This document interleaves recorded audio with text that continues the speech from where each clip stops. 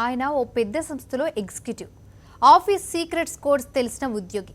పనిచేసే సంస్థలోనే అతగాడు చేతివాటం ప్రదర్శించాడు. CC కెమెరాకు చిక్కకుండా helmet అడ్డుపెట్టి డబ్బునెత్తికెళ్లాడు. ఈ ఘటనపై కేసు నమోదు చేసిన పోలీసులు నేరుగా దొంగతనానికి పాల్పడిన ఎగ్జిక్యూటివ్ను పట్టుకున్నారు. అది ఎలా అనుకుంటున్నారా? Have a look.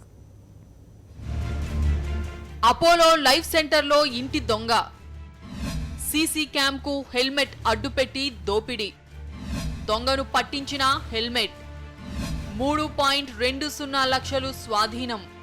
హైదరాబాద్ మణికొండకు చెందిన పవన్ కుమార్ జూబ్లీహిల్స్ లోని అపోలో ఆసుపత్రిలో లైఫ్ సెంటర్లో ఎగ్జిక్యూటివ్గా విధులు నిర్వహించేవాడు.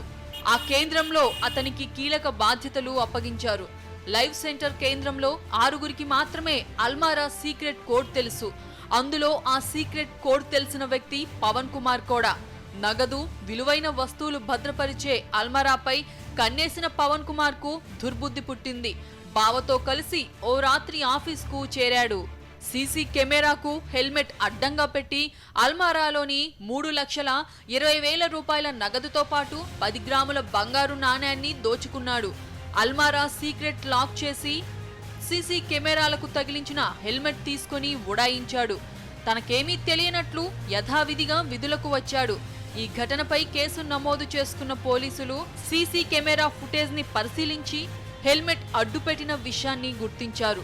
హెల్మెట్ లో ఓజోన్ అంటూ రాసిన అక్షరాల ఆధారంగా దర్యాప్తు మొదలుపెట్టారు. ఉద్యోగుల హెల్మెట్ ను పరిశీలించిన పోలీసులు హెల్మెట్ పవన్ కుమార్ దని తేలడంతో విచారించారు. పవన్ కుమార్, కమలేష్లను అదుపులోకి తీసుకొని విచారించడంతో కథ మొత్తం వెలుగులోకి వచ్చింది. వారి వద్ద నుంచి 3,20,000 నగదు స్వాధీనం చేసుకొని రిమాండ్కు తరలించారు.